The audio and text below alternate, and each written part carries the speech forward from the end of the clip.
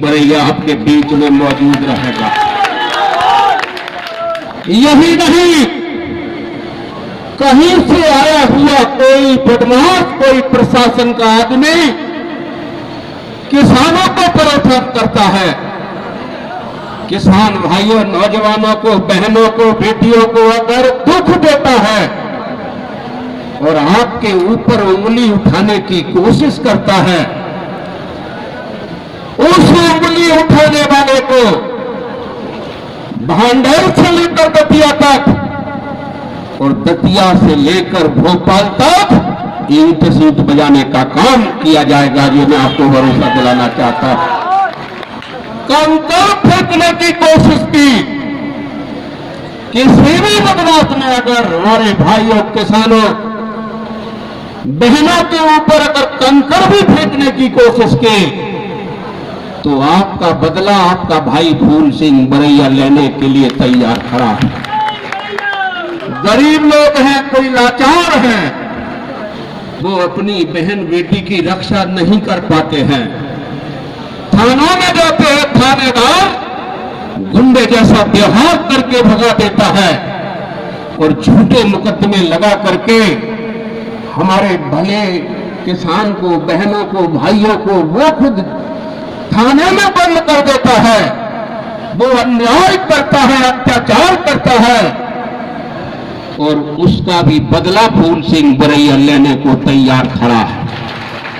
आप समझिए, माननीय कमलनाथ जी जब 1.5 महीने के बाद मुख्यमंत्री बन के आएंगे, ये मैं शपथ पूर्वक कहता हूं, जो काम कर रहे थे और भारतीय जनता पार्टी ने बीच में रोक दिए हैं, माननीय कमलनाथ जी जो किसानों के लिए कर्जा माफ कर रहे थे, 2 लाख रुपए का कर्जा माफ कर रहे थे और उसकी भी समीक्षा करके जरूरतमंद किसान का भी कर्जा माफ करेंगे।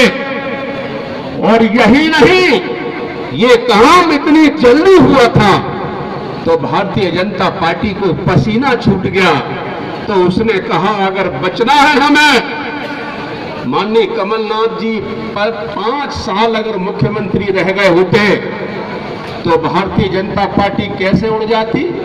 जैसे बीड़ी पीते धुआं उड़ जाता है, धुआं कभी वापस आया क्या?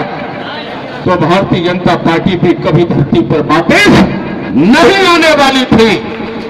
यही नहीं, वृद्धा पेंशन उन्होंने बढ़ाई। जिन बुजुर्गों की बहू बेटा नहीं सुनता है, माननीय कमलनाथ जी ने सुना।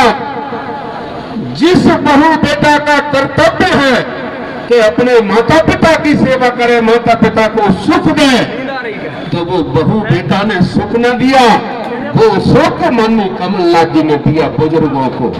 और मैं आपसे कहना चाहता हूँ, बिजली 11 रुपए वाली 1 रुपए में दी, 100 रुपए में 100 यूनिट बिजली दी, ये बहुत बड़ा आश्चर्य है। यही नहीं, पिछड़े वर्गों के लिए 27% आरक्षण दिया और 10% सामान्य वर्ग के लिए भी आरक्षण दिया।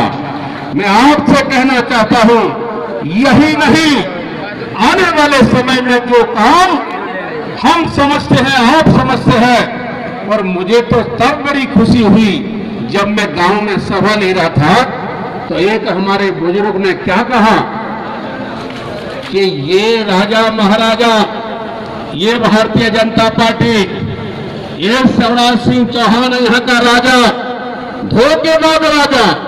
सिंधिया को लोग पलकों पे बिठाते थे कि नहीं? और एक बुजुर्ग ने कहा कि धोखेबाज राजा, धोखेबाज राजा है।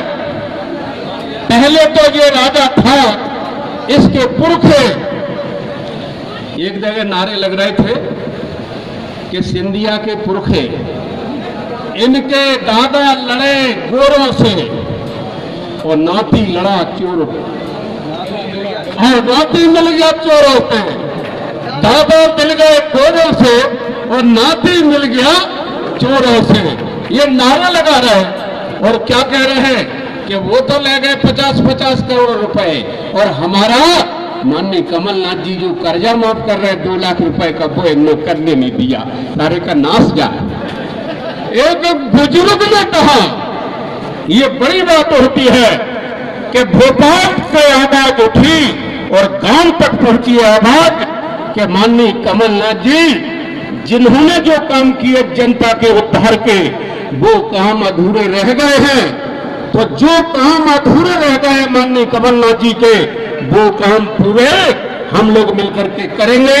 ये मैं आपको विश्वास दिलाता हूं, सरकार बनने के बाद वो काम फिर से पूरे होंगे, वो कर्जे माफ होंगे, वो सारे काम होंगे जो अधूरे रह गए। इसलिए मैं आपसे कहूंगा, मैं 28 सीटों का भी मैं जायजा ले रहा हूं।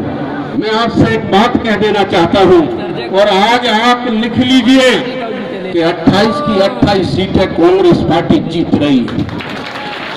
भारतीय जनता पार्टी एक भी नहीं जीत रही है। भारतीय जनता पार्टी एक भी सीट नहीं जीत रही है। 28 की 28 सीटें कांग्रेस पार्टी जीत रही है और कांग्रेस पार्टी जीतेगी। माननीय कमलनाथ जी मुख्यमंत्री बनेंगे और हमारे बीच में जो खड़े हैं जो तो मंत्री हैं ही, वो तो रिपीट होना है, वो तो उसी दिन से। तो हमारे माननीय कमलनाथ जी के मुख्यमंत्री काल में जो काम अधूरे रह गए हैं, हमारे सभी मंत्री और बजट के बारे में लोग कहते हैं, तो माननीय सज्जन वर्मा जी आपके बीच में है, पटेल साहब आपके बीच में है और माननीय लाखन सिंह जी भी हैं। ये अपना खुद का जरूरत पड़ी तो भांडेर के विकास के लिए अपना भी बजट लगाएंगे, इसमें पीछे हटने वाले नहीं हैं।